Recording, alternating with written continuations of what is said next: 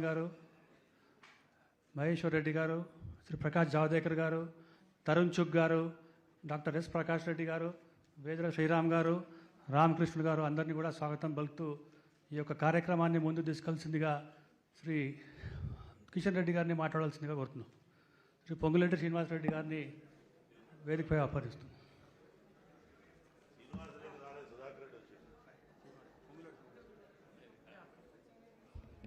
మిత్రులందరికీ నమస్కారం.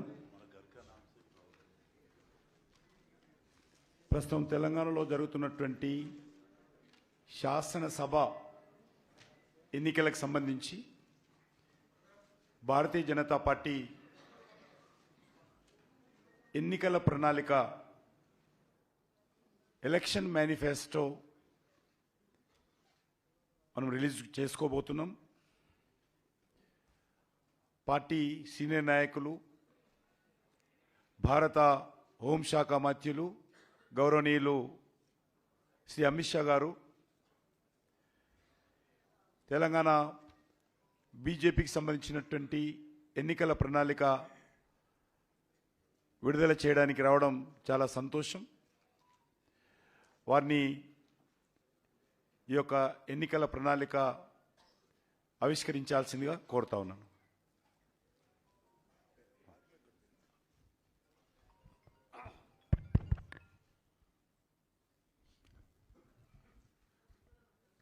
मित्रों, आप सभी का आज की प्रेस वार्ता में स्वागत है। सबसे पहले मैं तेलुगु में नहीं बोल पाता हूं, इसलिए तेलंगाना की जनता की क्षमा मांगकर मेरी बात की शुरुआत करता हूं। आज भारतीय जनता पार्टी का 2023 के विधानसभा चुनाव के घोषणा पत्र को आप लोगों के साथ और तेलंगाना की जनता के साथ साझा करने के लिए मैं यहां पर उपस्थित हुआ हूं। तेलंगाना का घोषणा पत्र एक प्रकार से प्रधानमंत्री नरेंद्र मोदी जी की गारंटी है। ये भारतीय जनता पार्टी का घोषणा पत्र है।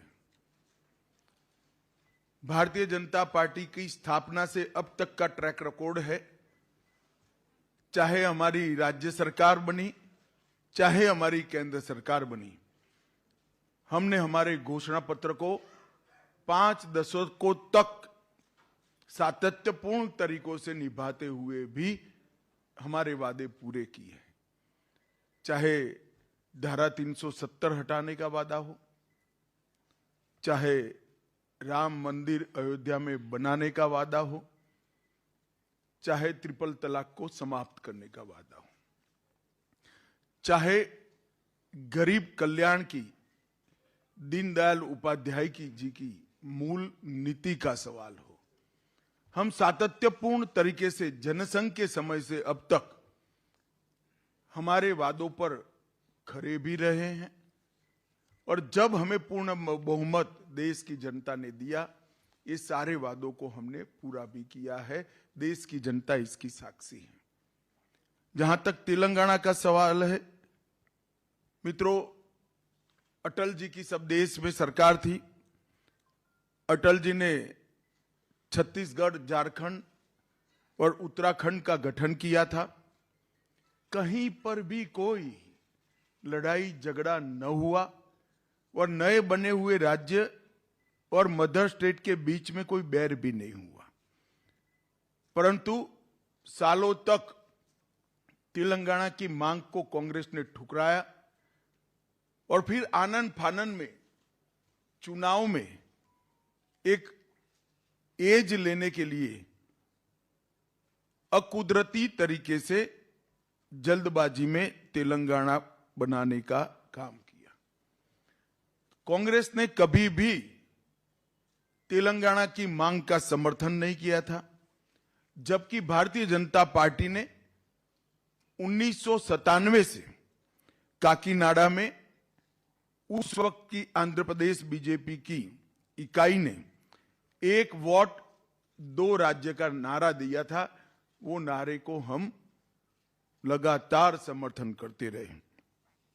हमने आंदोलन में भी सकारात्मक भूमिका निभाई और जब तेलंगाना बनने का सवाल आया तब हमने तेलंगाना का खुलकर दोनों सदनों में समर्थन किया। तेलंगाना बनने के बाद नरेंद्र मोदी सरकार बनी। नरेंद्र मोदी सरकार ने तेलंगाना के विकास के लिए ढेर सारे काम करे।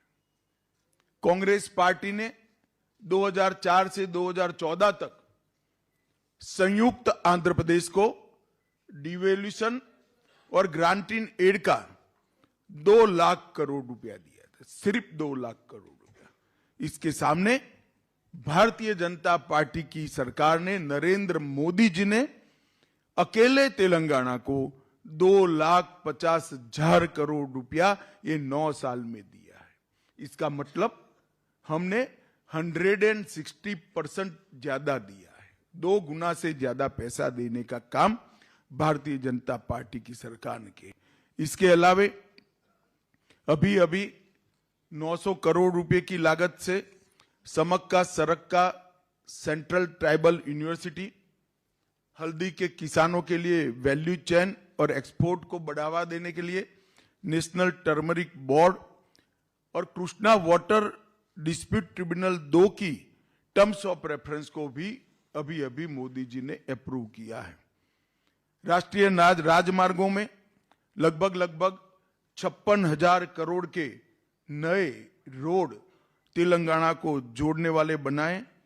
13,000 करोड़ का 325 किलोमीटर लंबा हैदराबाद रायपुर एक्सप्रेसवे भी अलग से बनाया और लगभग 4600 करोड़ की लागत से 160 किलोमीटर लंबी नेशनल हाईवे ग्रीनफील्ड हाईवे की योजना भी तेलंगाना को दी। वंदे भारत ट्रेन सिकंदराबाद विशाखापट्टनम और 3 नई वंदे भारत ट्रेन तेलंगाना से अभी पाइपलाइन में है। 1200 करोड़ से अधिक हैदराबाद मेट्रो के लिए दिया और एयरपोर्ट में 6288 करोड़ रुपए का व्यय हैदराबाद अंतर्राष्ट्रीय एयरपोर्ट के लिए भारतीय जनता पार्टी की सरकार ने किया। 19 में बीबी नगर में एम्स की स्थापना की। हैदराबाद नागपुर और हैदराबाद वारंगल इंडस्ट्रियल कॉरिडोर बनाया और इसके साथ साथ गरीबी रेखा के नीचे जीने वाले लाखों करोड़ों लाभार्थियों को अनेक योजनाओं का लाभ नरेंद्र मोदी सरकार ने दिया। इसमें से मैं कुछ जरूर तेलंगाना की जनता को बताना चाहूंगा। किसान सम्मान निधि 40 लाख लाभार्थियों को हर साल 6,000 रुपया देने का काम किया। 54 लाख गरीबों के घर में नल से जल पहुंचाए और एक भी घपला घोटाला नहीं हुआ है। शौचालय 33 लाख गरीबों के घर में शौचालय पहुंचाने का काम किया। 1,90,00,000 लाभार्थियों को कोरोना से अब तक फ्री ऑफ कॉस्ट राशन मिलना चालू है।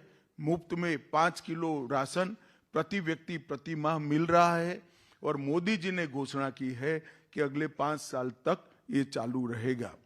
लगभग जन धन अकाउंट 1,10,00,000 खुले और प्रधानमंत्री ग्रामीण सड़क योजना 12,000 किलोमीटर लंबी करी। इसके सामने जो तेलंगाना के खैरख्वां बनकर केसीआर की पार्टी टीआरएस सत्ता में आई, इन्होंने क्या किया? हैदराबाद मुक्ति संग्राम लगभग 400 दिनों के बाद तेलंगाना को आजादी मिली। वो क्रूर शासन से देश के लौह पुरुष सरदार वल्लभ भाई पटेल ने मुक्ति दिलाई और केसीआर ने ओवैसी के डर से हैदराबाद विमोचन दिन मनाने का हमेशा कन्नी काटा। हैदराबाद की स्पिरिट को, तेलंगाना की स्पिरिट को वहीं से तुष्टीकरण की भेंट देने का काम केसीआर ने किया। केसीआर के नेतृत्व में आज तेलंगाना लोकतंत्र की जगह लूट तंत्र बन गया है और प्रजातंत्र परिवार तंत्र बन गया है। उनका एकमात्र लक्ष्य, किसी भी राज्य के मुख्यमंत्री का लक्ष्य होता है अपनी जनता की भलाई करना। उनका एकमात्र लक्ष्य अपने बेटे को मुख्यमंत्री बनाना है और कोई लक्ष्य नहीं है। नीलू, निधुलू और नियामक आलू, ये 3 सूत्रों के साथ वो सत्ता पर आए थे, वादा किया था। हम लोग भी दूर से देखते थे, बड़ी आशा के साथ देखते थे कि नए राज्य की शुरुआत हुई है, अब कुछ अच्छा होगा। मगर हुआ क्या? पहले नीलू की बात करते हैं। कालेश्वरम घोटाला हुआ, 42,000 करोड़ का प्रोजेक्ट 1,35,000 करोड़ का हो गया, अभी भी समाप्त नहीं हुआ है। पलामूरू रंगारेड्डी लिफ्ट सिंचाई योजना लगभग 2015 में इसकी आधारशिला रखी, 32,250 करोड़ खर्च हो गया, मगर अब तक उसको पूरा नहीं किया गया है। इसी तरह निधुलू की बात करें तो इनके परिवार का गबन का ये तेलंगाना सरकार जरिया बन गई। 2014 में जब तेलंगाना का गठन हुआ, 370 करोड़ रेवेन्यू सरप्लस स्टेट था और आज ये लगभग 7 लाख करोड़ के ऋण में डूबा हुआ राज्य है। 370 करोड़ के सरप्लस से 7 लाख करोड़ के ऋण में जाना ये बहुत बड़ी बात है और वो इनके परिवार के भ्रष्टाचार के कारण ही हुआ है। तेलंगाना सरकार पर अभी 3,66,000 करोड़ का ऋण है और निगमों पर अलग से 3,80,000 करोड़ का ऋण है। तो तेलंगाना को 7.5 लाख करोड़ के ऋण में डुबाने का काम इन्होंने किया है। और मेगा प्रोजेक्ट्स की घोषणा कोई भी मुख्यमंत्री करता है तो मन में आकांक्षा होती है कि इस मेगा प्रोजेक्ट से मेरे राज्य को क्या फायदा होगा, मेरे राज्य की जनता को क्या फायदा होगा। यहां उल्टा है। केसीआर मेगा प्रोजेक्ट की साइज इसलिए बड़ी तय करते हैं कि इसमें कमीशन ज्यादा मिल पाए। उनका एकमात्र लक्ष्य मेगा प्रोजेक्ट्स में से कमीशन लेना है। जहां तक नियामक आलू का सवाल है, रोजगारी का सवाल है, 17 टाइम परीक्षाओं के पेपर लीक हुए, लाखों युवाओं का भविष्य बर्बाद हो गया, ट्यूशन के पैसे युवाओं के खत्म हो गए और कई लोगों ने आत्महत्या की। 2 लाख से अधिक पद भरना बाकी है, कर्मचारियों को समय पर वेतन नहीं मिलता है, यूनिवर्सिटी में कोई भर्ती नहीं की गई, विश्वविद्यालय में 3,000 से ज्यादा पद रिक्त है, जूनियर और डिग्री कॉलेज में 8,000 से ज्यादा पद रिक्त है और शिक्षा के लिए आवंटन जो 10.89% था वो घटकर 6.24% हो गया। यही बताता है कि उन्होंने क्या किया है। ढेर सारे वादे जो उन्होंने किए हैं, वादा खिलाफी करने का काम किया। 1 लाख नौकरी देने का वादा किया था जो पूरा नहीं हुआ। 3,000 रुपया बेकारी भत्ता देने का वादा किया था, पूरा नहीं हुआ। 12 तेलंगाना यूनिवर्सिटी को सभी पद भरने का वादा किया था, वो पूरा नहीं हुआ। केजी से पीजी की मुफ्त शिक्षा का वादा पूरा नहीं हुआ। 7 लाख गरीबों को घर देने का वादा पूरा नहीं हुआ। गरीबों का 1 लाख का लोन माफ करने का वादा पूरा नहीं हुआ। हर जिले में एक सुपर स्पेशलिटी अस्पताल बनाना था, नहीं बना पाए। मैं यही कहना चाहता हूं कि केसीआर कोई भी वादा करते हैं उनके नजर के सामने केटीआर और कविता ही होते हैं, तेलंगाना की जनता नहीं होती है। और भारतीय जनता पार्टी जो बोलती है वो करती है। ये केसीआर की पार्टी पिछड़ा विरोधी पार्टी, उन्होंने 2014 के चुनाव में वादा किया था कि अगर वो जीतते हैं तो दलित मुख्यमंत्री बनाएंगे। 2 बार वो स्वयं बन गए और तीसरी बार अब केटीआर को बनाने की तैयारी कर रहे हैं। हालांकि इस बार होने वाला नहीं है, मगर वो तैयारी कर रहे हैं। और पिछड़ा वर्ग का भी भरपूर शोषण करने का काम केसीआर की पार्टी ने किया है, बीआरएस ने किया है, और भारतीय जनता पार्टी ने तीनों पार्टियों में सबसे ज्यादा 39 बैकवर्ड क्लास को टिकट देने का काम भारतीय जनता पार्टी ने किया है। और मोदी जी ने वादा किया है कि आप भारतीय जनता पार्टी को बहुमत दीजिए, तेलंगाना का अगला मुख्यमंत्री बैकवर्ड क्लास से होगा। ये भारतीय जनता पार्टी का सार्वजनिक वादा है।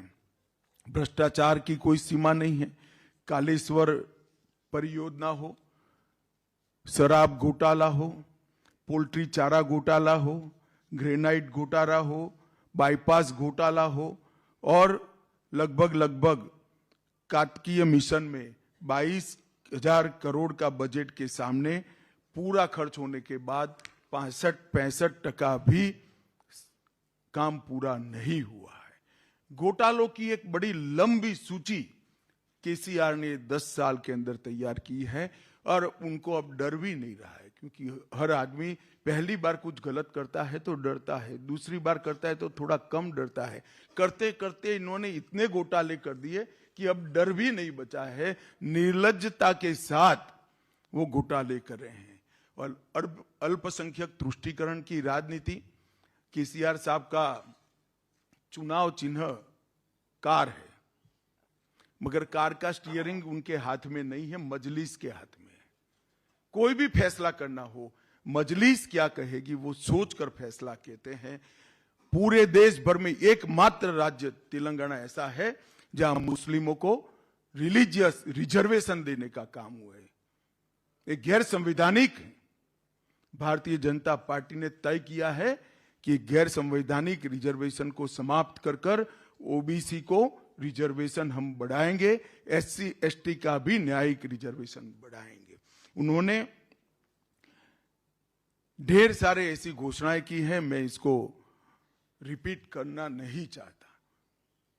मैं तेलंगाना की जनता को यही कहना चाहता हूं, तेलंगाना जिस आशा, उमंग और उल्लास के साथ राज्य की रचना हुई, 10 साल में बीआरएस पार्टी पूर्णतया विफल गई।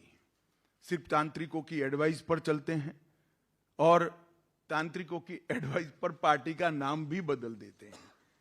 मैं तेलंगाना के युवाओं को पूछना चाहता हूं कि जो तांत्रिकों के सलाह के आधार पर चलते हो, ऐसा मुख्यमंत्री तेलंगाना का भला कर सकता है क्या? आपका भविष्य संवार सकता है क्या? मैं तेलंगाना की जनता को भरोसा देने आया हूं, साथ में हमारा संकल्प पत्र लेकर आया हूं। ये मोदी गारंटी हमारा संकल्प पत्र आने वाले दिनों में तेलंगाना को उस ऊंचाई पर पहुंचाएगा जिस ऊंचाई के लिए सैकड़ों तेलंगाना के युवाओं ने अपना सर्वोच्च बलिदान दिया था और तेलंगाना की कल्पना की थी। मित्रों, अब मैं हमारी घोषणा पत्र की 25 मुख्य बातों पर आता हूं। पहली घोषणा है कि हर साल 17 सितंबर को हैदराबाद लिबरेशन डे मनाया जाएगा, जिसके माध्यम से हम निजाम के क्रूर पंजों से तेलंगाना की मुक्ति को फिर से एक बार नई पीढ़ी को याद कराएंगे। हम बेरनपल्ली परकल के शहीदों को श्रद्धांजलि देने के लिए 27 अगस्त को रजाकार विभीषिका स्मृति दिन भी मनाएंगे, जो रजाकारों के सामने तेलंगाना की जनता ने जो लड़ाई लड़ी है, इसको चीर स्मृति तक ले जाएंगे। और ये दोनों दिन ऑफिशियल तेलंगाना गवर्नमेंट मनाएगी, कोई डर के बगैर। हम मजलिस से नहीं डरते हैं, इनके सपोर्ट की ना जरूरत है ना चाहिए। इसके अलावा रजाकारों और निजाम के खिलाफ तेलंगाना के लोगों के संघर्ष का डॉक्यूमेंटेशन कर एक म्यूजियम और मेमोरियल हम स्थापना करेंगे। नंबर 2, भ्रष्टाचार के प्रति जीरो टॉलरेंस हमारी सरकार का होगा। भ्रष्टाचार के सभी आरोपों की जांच एक रिटायर्ड सुप्रीम कोर्ट के जज से कराएंगे और उचित पिनल कोड में कार्यवाही कर भ्रष्टाचार करने वाले सभी लोगों को जेल की सलाखों के पीछे ले जाएंगे। मार्जिनलाइज सेक्शन की आकांक्षाओं को, पिछड़ा वर्ग की आकांक्षा को पूरा करने के लिए, बैकवर्ड्स की आकांक्षाओं को पूरा करने के लिए, उनको सामाजिक न्याय प्रदान करने के लिए हमारा अगला मुख्यमंत्री बीसी बैकवर्ड क्लास का होगा। इसका तेलंगाना को भारतीय जनता पार्टी वादा देती है। असंवैधानिक धर्म आधारित आरक्षण जो 4% है उसको हम समाप्त करेंगे, ओबीसी का बढ़ाएंगे और एससी और एसटी का भी जनसंख्या के अनुपात में आरक्षण बढ़ाया जाएगा।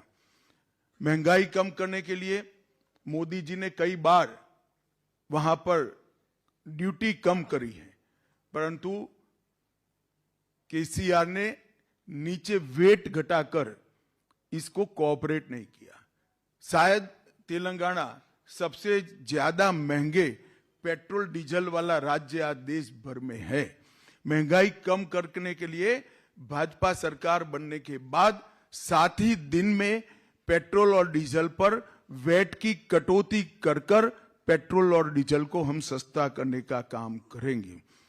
मोदी सरकार प्रति एकड़ अभी एक हिसाब करे तो फर्टिलाइजर सब्सिडी दे ही रही है, परंतु छोटे और सीमांत किसानों को बीज, उर्वरक और पेस्टिसाइड की इनपुट सहायता में प्रति एकड़ 2500 रुपया देने का काम भारतीय जनता पार्टी की सरकार करेगी। मोदी सरकार हल्दी बोर्ड की स्थापना की जो घोषणा करी है, इसको हम हल्दी प्रोसेसिंग केंद्र स्थापित कर इसके सपोर्ट में रहेंगे और मूल्य संवर्धन और निर्यात को बढ़ावा देंगे। धान पर, चावल पर 3100 रुपया एमएसपी और हल्दी के लिए आवश्यक मार्केट इंटरवेंशन फंड हम प्रदान करेंगे, तो पूरा चावल एक दाना भी नहीं छूटेगा। पूरा धान 3100 रुपया प्रति क्विंटल हम परचेज करेंगे। इसके साथ साथ जाड़ा चावल जो होता है उसको केसीआर नहीं खरीदते हैं, भारत सरकार पर दबाव बना रहे हैं। हम वादा करते हैं कि बॉइल्ड राइस को भी भारतीय जनता पार्टी की सरकार एमएसपी पर खरीदकर किसानों की मदद करेगी। प्रधानमंत्री फसल बीमा योजना किसानों को मुफ्त, फ्री ऑफ कॉस्ट मुफ्त फसल बीमा का लाभ भारतीय जनता पार्टी की सरकार देगी। उज्ज्वला लाभार्थियों को साल में 4 gas cylinder free of cost देने का काम भारतीय जनता पार्टी की सरकार देगी। जो बेटी जन्म लेगी उसको इस वक्त एक फिक्स डिपॉजिट देंगे, जो 21 साल की आयु की जब बेटी होगी तब 2 लाख रुपए की होगी फिक्स डिपॉजिट। इस प्रकार का हम जन्म के साथ ही तोहफा हमारी सरकार की ओर से देंगे। स्नातक डिग्री या प्रोफेशनल कोर्सेज में छात्रों को मुफ्त में लैपटॉप दिया जाएगा। महिला सेल्फ हेल्प ग्रुप को सिर्फ 1% ब्याज पे ऋण प्रदान किया जाएगा और यूपीएससी की परीक्षाओं की तर्ज पर 6 महीने की पारदर्शी और समयबद्ध तरीके से ग्रुप ए और बी की परीक्षाओं टीएसपीएससी के माध्यम से Telangana state public service commission के माध्यम से देंगे। हम वादा करते हैं ये पूरी तरह से ट्रांसपेरेंट होगा, एक भी पेपर लीक नहीं होगा और हम 5 साल में 2.5 लाख युवाओं को सरकारी नौकरी देने का काम भी भारतीय जनता पार्टी की तेलंगाना सरकार करेगी। इच्छुक सीमांत किसानों को मुफ्त में देसी गाय देने का काम करेंगे, जिससे उनका जीवन सरलता से वो गुजार पाएं। सार्वजनिक और निजी अस्पतालों में सेकेंडरी और टर्सरी हेल्थ केयर के लिए प्रति वर्ष प्रति व्यक्ति प्रति परिवार 10 लाख रुपए का कवरेज हम इनको प्रदान करेंगे। कृष्णा के लिए, नदी के लिए पानी का उचित हिस्सा तेलंगाना को मिल पाए, इसलिए हम कृष्णा वाटर डिस्प्यूट ट्रिब्यूनल 2 के समक्ष मामले का अच्छे तरीके से पेश भी करेंगे और तेलंगाना को अपना हक दिलाएंगे। प्रत्येक माह की पहली तारीख को कर्मचारियों को और सेवानिवृत्त लोगों को, रिटायर्ड लोगों को वेतन और पेंशन मिलेगा। केसीआर की सरकार की तरह राह नहीं देखनी पड़ेगी और भाजपा सरकार जो बनेगी वो तेलंगाना में यूसीसी लाने के लिए, समान नागरिक संहिता लाने के लिए भी एक कमिटी बनाएगी जो 6 माह के अंदर तेलंगाना के अंदर यूनिफॉर्म सिविल कोड को लागू करेगी। केंद्र और राज्य सरकार से के प्रयासों से बिना घर वाले सभी लोगों को समयबद्ध तरीके से हम घर उपलब्ध कराएंगे। गांव में गरीब लोगों को आवास स्थल के लिए पट्टे देने का काम भी भारतीय जनता पार्टी की सरकार करेगी और वरिष्ठ नागरिकों को 22 जनवरी को अयोध्या में रामलल्ला का वहां पर प्राण प्रतिष्ठा होने वाला है। तेलंगाना के सभी वरिष्ठ नागरिकों को निःशुल्क अयोध्या की यात्रा की सुविधा भारतीय जनता पार्टी की सरकार करेगी। और हमारे तेलंगाना के बहुत सारे एनआरआई है और विशेषकर खाड़ी में बहुत सारे लोग बसते हैं। इनकी सुविधा के लिए और लॉजिस्टिक सहायता प्रदान करने के लिए एक फंक्शनल एनआरआई मंत्रालय की रचना की जाएगी जो दुनिया भर में बसे हुए तेलंगाना वासियों को सहायता प्रदान करेगा। और सबसे बड़ी बात, ये डबल इंजन सरकार केंद्र सरकार की सहायता लेने में कोई छोच नहीं रखेगी। अभी केसीआर केंद्र सरकार की योजनाओं को नीचे नहीं उतरने देते हैं। हम नरेंद्र मोदी सरकार की सभी योजनाओं को गरीब से गरीब व्यक्ति तक पहुंचाकर तेलंगाना का भला करने का प्रयास करेंगे। अंत में मैं तेलंगाना की जनता को इतना ही कहना चाहता हूं, तेलंगाना के युवाओं ने जिस आशा के साथ अपना सर्वोच्च बलिदान दिया था और तेलंगाना राज्य की स्थापना की थी, भारतीय जनता पार्टी की सरकार का हरदम प्रयास रहेगा कि वो सभी सपनों को, वो सभी आकांक्षाओं को और वो सभी आशाओं को पूरा करेंगे। और ये हमारा सिर्फ वादा नहीं है, ये मोदी गारंटी है, इसको हम निश्चित रूप से पूरा करेंगे। आप सभी का बहुत बहुत धन्यवाद।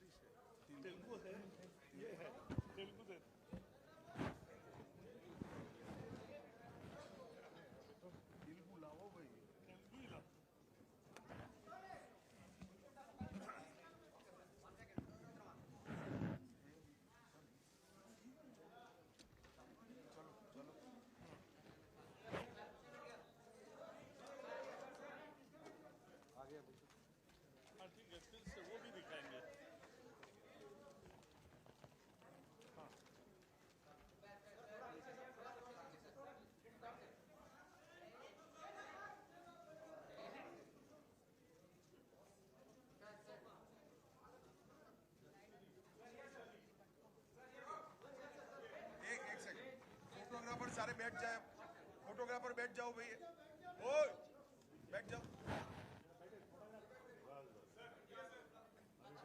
अरे बैठ जाओ ना भाई।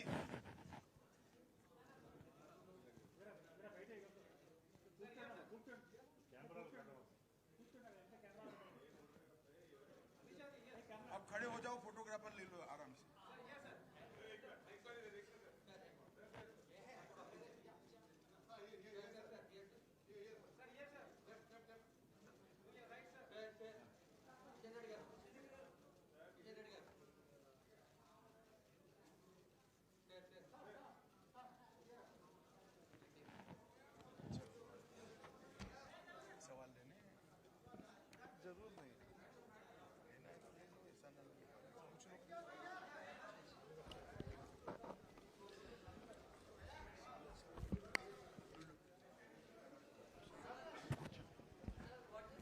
మిత్రులందరికీ నమస్కారం. సంక్షిప్తంగా మేనిఫెస్టోకి సంబంధించినటువంటి ముఖ్యమైనటువంటి అంశాల మీద దృష్టిని పెట్టడం జరిగింది అమిత్ షా గారు. ఇంకా వివరాలతో కూడినటువంటి మొత్తం చాలా పెద్ద డాక్యుమెంట్ మీకు ఇవ్వడం జరుగుతుంది. ఎవరైనా ఏదైనా అడగాలనుకుంటే అడగవచ్చు.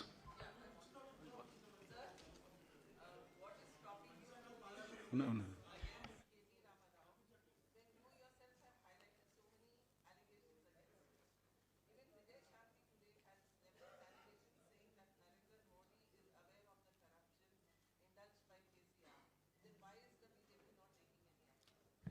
देखिए, करप्शन के खिलाफ हमारी लड़ाई तेलंगाना में भी मजबूती से चल रही है, मगर चुनाव आ रहा है इसलिए जांच समाप्त होने के बगैर किसी पर एक्शन लेना ये भारतीय जनता पार्टी का कल्चर नहीं है। हमारे नेताओं को जिस तरह से केसीआर ने प्रताड़ित किया है, हम किसी को नहीं करते हैं। जब जांच समाप्त होगी और एजेंसियां कुछ निर्णय पर पहुंचेंगी, तब निश्चित रूप से एक्शन लिया जाएगा। और इसीलिए हमने हमारे मैनिफेस्टो के अंदर रिटायर्ड सुप्रीम कोर्ट जज की न्यायिक जांच की भी सिफारिश करी है। और जहां तक किसी ने कहा कि सब लोग जानते हैं, एक्शन नहीं लेते हैं, तो सारे लोग 3 साल से यहां थे, पार्टी छोड़ने के वक्त ही ये याद आता है क्या? इससे इनका इंटेंशन बहुत स्पष्ट होता है कि जहां गए हैं वहां मार्क बढ़ाने के लिए कर रहे हैं।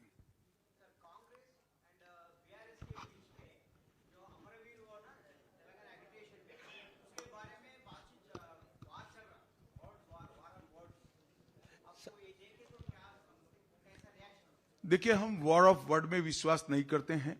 उस वक्त भी हम तेलंगाना के साथ खड़े थे और आज भी समृद्ध और खुशहाल तेलंगाना के साथ खड़े हैं।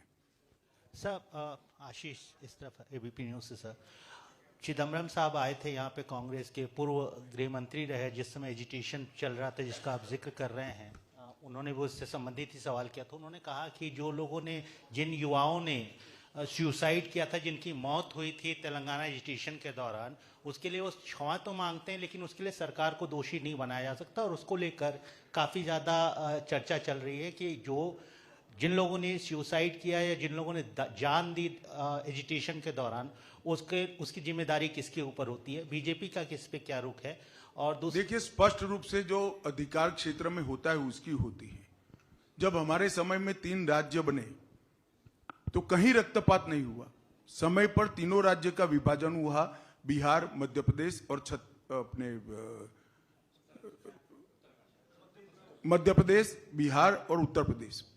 कहीं पर रक्तपात नहीं हुआ, मगर उन्होंने अंत तक बनाना नहीं चाहते थे, क्योंकि उस वक्त भी संयुक्त आंध्र प्रदेश कांग्रेस के लिए एटीएम था। और आज भी जहां जहां कांग्रेस की सरकारें बनी है, जनता का कल्याण कहीं पर नहीं है, एटीएम बनाया हुआ है उसको। इसलिए वो उसको बरकरार रखना चाहते थे। पर जब लगा कि अब सरकार जा ही रही है, तो आनंद फानन में राज्य बनाए, जिसके कारण हिंसा हुई। सर, अपूर्वा इंडिया टुडे से एक सवाल है आपसे। केटीआर बीआरएस के जो नेता है, एक तरफ बोल रहे हैं भाजपा को तेलंगाना में एक भी सीट वो नहीं जीत सकते, दूसरी तरफ कांग्रेस ये बोल रहे हैं कि हम ही सत्ता पर आएंगे। जिस तरह से भाजपा को हमने महाराष्ट्र में हरा दिया, वैसे ही हम लोग इस तरफ भी सत्ता में आएंगे। इसके बारे में आप क्या? चले, आप क्या अपेक्षा करती? वो ऐसा कहेंगे कि हमारी सरकार बनेगी? ऑपोजिशन में ऐसे ही बात करते हैं।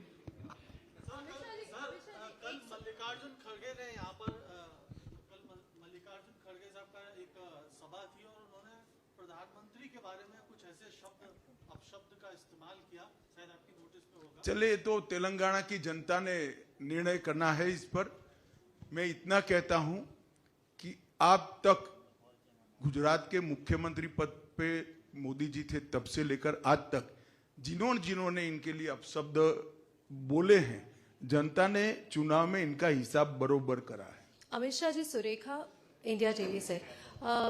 मुनुकोडू हो या फिर अभी का चुनाव, जिस तरीके से चुनाव आयोग कह रही है कि करोड़ों की संख्या, करोड़ों रुपए जो है पकड़े जा रहे हैं, क्यों लगता है आपको कि तेलंगाना चुनाव इतना महंगा होता जा रहा है, और कैसे विश्लेषण करेंगे कि जब इतना पैसा पकड़ा जा रहा है, कैसे देखते हैं आप इसे?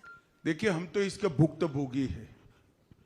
ये सवाल आपको कांग्रेस और केसीआर को पूछना चाहिए।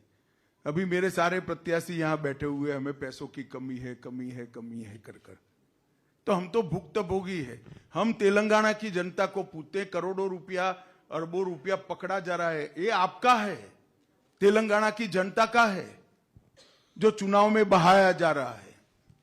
तेलंगाना की जनता ने इसके लिए निर्णय कर, यहां केसीआर तेलंगाना का पैसा बहा रहे हैं और कांग्रेस पार्टी कर्नाटक का पैसा बहा रही है।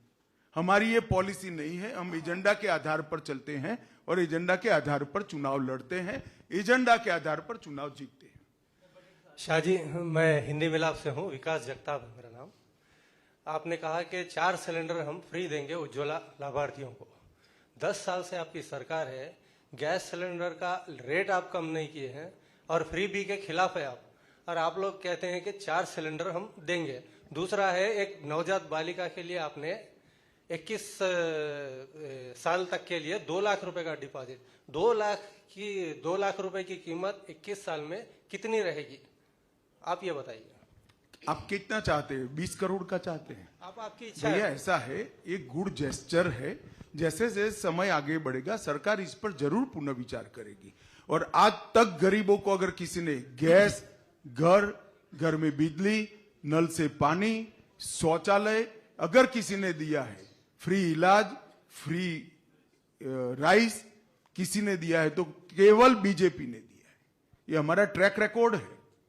और जहां तक गैस के सिलेंडर का सवाल है, भाजपा की सभी राज्य सरकारों ने किया है, क्यों केसीआर ने नहीं किया? क्यों टैक्स नहीं घटाते हैं पेट्रोलियम पर? जो इंटरनेशनल सर्कमस्टेंसेस होते हैं, इसका बोझ राज्य सरकार और केंद्र सरकार दोनों ने मिलकर उठाना होता है। सर, बट सर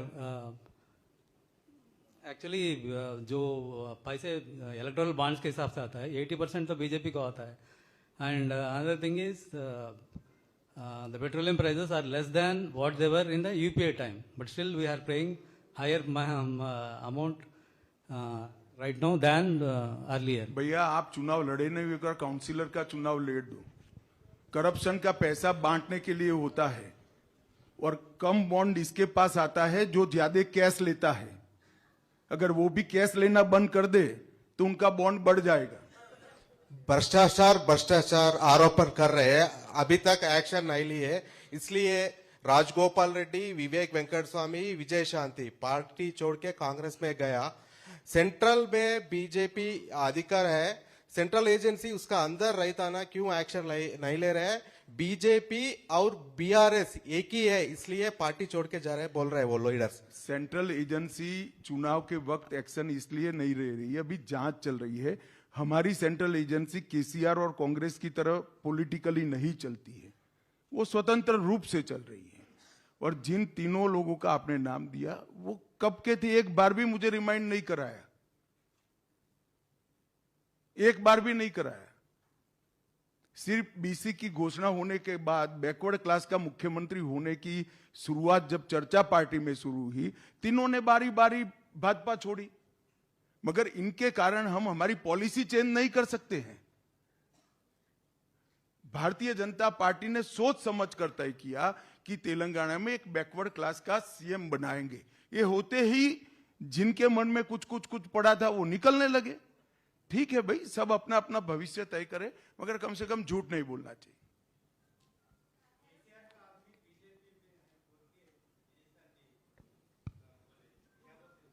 क्या नहीं, तो ऐसे तो केसीआर भी टीडीपी के आदमी है। क्या जवाब देंगे बताइए? आप उनकी ओर से ही पूछ रहे हो।